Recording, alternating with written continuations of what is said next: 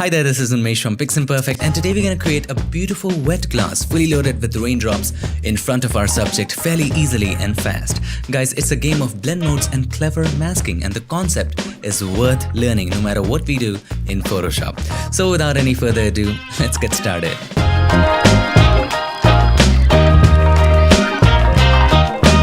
This video is brought to you by the Piximperfect store. Do you want to make this effect really quick, efficient, and amazing? Check out the awesome action set of the effect with a ton more varieties. These actions work on all images no matter what color, resolution, or type they are. All you need to do is select what you want, click on the play button, and bingo, the action is fully customizable and highly instructional. At every step, it will let you control each value according to your taste and tell you what the value does. Guess what?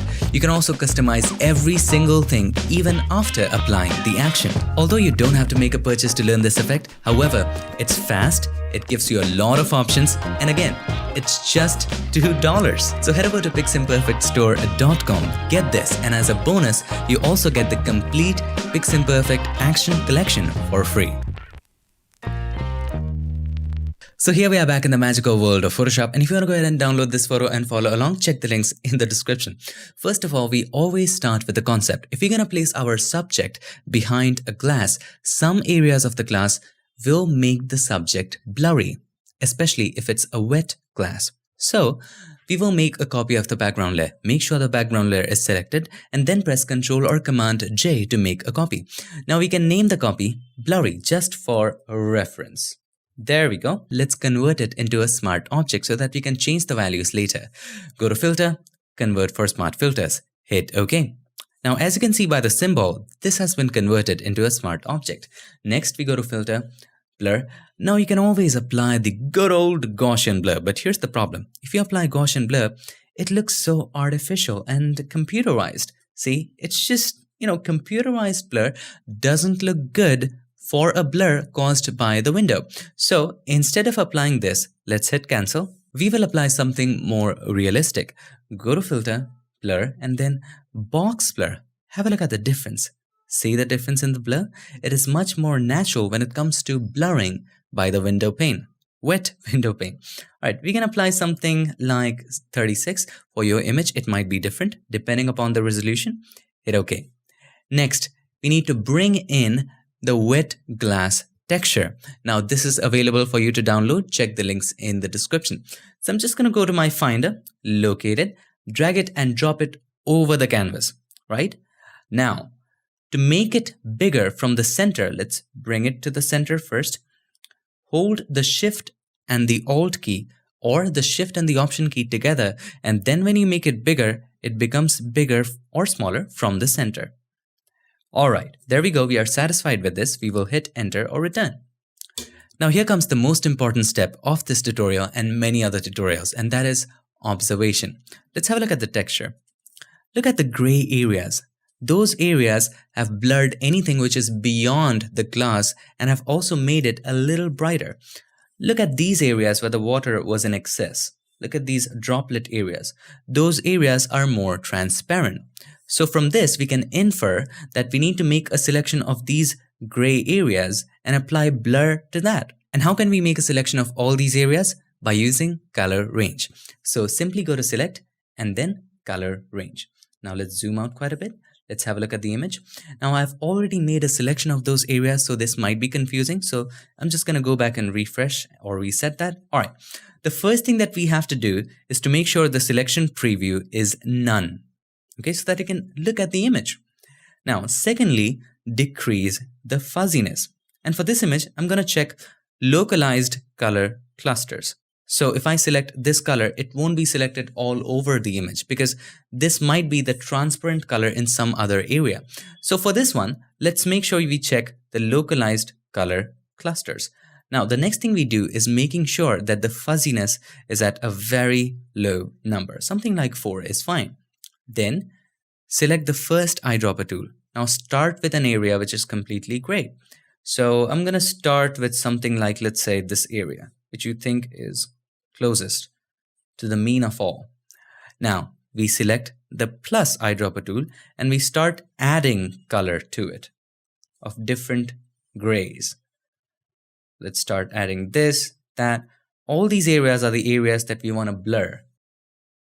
Now we have to do it all over the texture because we have selected localized color cluster. So if we select a color there on the right top corner, and if there's the same color on the left bottom corner, it won't be selected, right? Because localized is selected. It gives you much more accuracy. Make sure you pick the colors that you want to remove. You can also choose the sample size a little lower. Let's choose point sample because we don't want to accidentally sample from the transparent areas.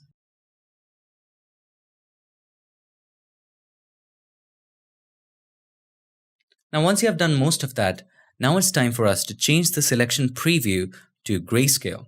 Now, as you can see, white are the areas which are selected and black are the areas which are not selected. Then you can just play with the fuzziness. This is the softness and this is the range. So as you can see, the local areas are now selected. You can control the range to make sure, just make sure most of the areas are selected and then control the fuzziness. I guess for this image, make sure it's not frying up. For this image, we're going to go with something like 39 is fine. Hit OK. Now we have a selection, as you can see. Now we have to create a placeholder, or we can also create a mask. I'm going to show you both the ways. All right. So select the background layer, create a layer on top of that. Press D to reset the swatches. Make sure the foreground color is black and then press Alt Backspace or Option Delete. Okay. Now, as you can see, if I turn these two off and the background off as well, this has been filled in the selected areas with black. Press Ctrl or Command D to deselect that. Now, let's turn on the blurry. And what if I want to apply or make the blurry only visible over just these areas? Simply create a clipping mask. Right-click on the blurry layer and choose Create Clipping Mask. Now, as you can see, the blurry areas are only seen on those areas. Now you can turn the background. As you can see, if we zoom in, we are coming close, we are getting close. The other way is, let's go back. Once the selection is active, you can select the blurry layer, click on the mask button. It simply creates a mask. Both are the same thing. You can choose whatever you like. The previous one gives you a little more freedom to kind of play with that layer and apply effects or all other kinds of stuff to that. And mask, you're a little bit more limited, but it's more convenient. So it's absolutely your choice. Okay. The next thing we do, we turn on the wet glass texture and then we change the blend mode of this one to hard light. Now, as you can see, it's looking great, but it's too much, right? So let's go ahead and decrease the opacity a little bit to somewhere around 61. Now, some of you might not like the colors. You can keep it at that. You can have colors, but if you don't like the colors, you can create a hue saturation adjustment layer. Click on the adjustment layer icon and then choose hue saturation. Now you can take the saturation all the way to the left, but you only wanted to remove the color of the glass, right? So click on this button called Create Clipping Mask button. It will only limit it to the wet glass texture. Have a look at it. It's looking amazing, isn't it? Now, what you can do, you can just minimize it, select the mask, press Ctrl or Command I. This is just optional. Now you can take the brush with white as the foreground color selected. You can paint on the areas where you don't want the color. So let's decrease the flow to somewhere around 14, 15-ish. For example, we didn't want color over here. You can paint white over there. Maybe you didn't want so much color over here. So much color here. You can control the amount of color very easily, right? You can do all kinds of stuff. For me, what I'm going to do, I'm just going to go back and I'll just keep the saturation at somewhere around -40 or maybe -50, something like that. 38 is fine. I'm just playing. All right. Now we need to brighten this up a bit. This is a dark image, right? For a bright image, you might have to darken it. It's absolutely depending upon the image. Click on the adjustment layer icon and then choose curves. And then let's brighten it. Take this slider from the left to the right, but it's brightening up everything, right? Again, we need to click on this button called Create Clipping Mask button. It will only limit to that. As you can see how realistic this looks, right? So you can take it up to, let's say, this value. And then what we can do, this is amazing. We can take it up to this, select the mask, and then press Ctrl or Command I. Then you can take the brush, again, foreground color white, flow at something around 15 is fine. And then whatever area you want to brighten, just paint on that area. See? giving it a realistic look. I don't want to brighten that area. Maybe this area a little bit. Okay, now at the end, we want some areas in focus. For example, the lips. We want that area to be sharp. So we make another copy of the background layer. Let's go down, select the background layer, press Ctrl or Command J. Now place it beneath the wet glass, just like so. As you can see, everything is in focus right now. It's looking fake. So hold the Alt or Option, click on the mask button. All right. Now you take the brush again, make sure the flow is a little lower, 5% is fine.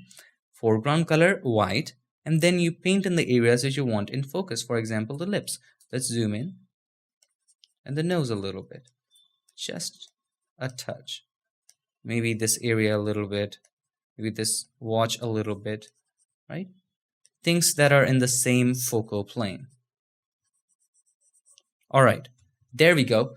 And it looks great. And we are pretty much done. To top it off, we can also apply a lot of effects as well. Personally, I think I will decrease the saturation. Let's go ahead, double click on this one and let's decrease it to -100. And let's go ahead and apply a color lookup table. Click on the adjustment layer icon and then choose color lookup. You can choose whatever you like. There are lots of them to try from, but I'm going to go ahead and choose Candlelight. This is exciting, very exciting. Keep the opacity at somewhere around 90 and we are ready to roll. And that's how we do it. Always keep in mind, just as a quick recap, the concept. We always edit by the concept. We looked at the glass, looked at the areas which makes things blurry and lighter, and then we blurred those areas and made it lighter by using curves, as you can see right here. We can also do a little experiment here as well by adding a curves adjustment layer just for the blurry. So let's add a curves adjustment layer, clip it to the blurry, and maybe we will brighten it just a little bit. It makes it much more realistic. So always go by the concept. Just a little summary. First of all, we made a copy of the background layer, as you can see, and then we applied box blur. It gives you a much more natural blur than Gaussian blur when it comes to blurs like this. Now, we opened the texture, we looked at those areas which blur stuff, we selected those areas by using selective color and created a mask here. You can also create a placeholder, and then we knew that it brightens stuff. So we added a curves adjustment layer right now and brightened those areas. And then we added the texture and changed the blend mode to hard light, adjusted the opacity to our liking.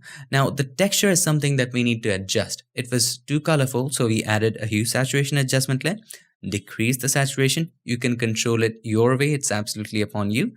And then we also brightened it using curves. Now, here's an essential thing we did.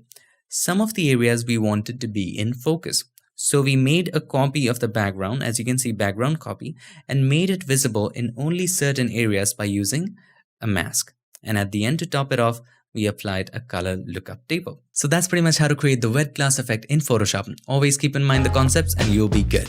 Hope this video helped you, and if it did, make sure to give us a like, and also don't forget to subscribe, and not just subscribe. Ring the bell so that you, my friend, don't miss any other future tip, trick, or tutorial. I would like to take this moment and thank all these nice and amazing people for supporting this channel on Patreon and helping keep Piximperfect free for everybody forever. Thank you for all your support. Thank you for watching. I'll see you guys in my next one. Till then, stay tuned and make sure that you keep creating.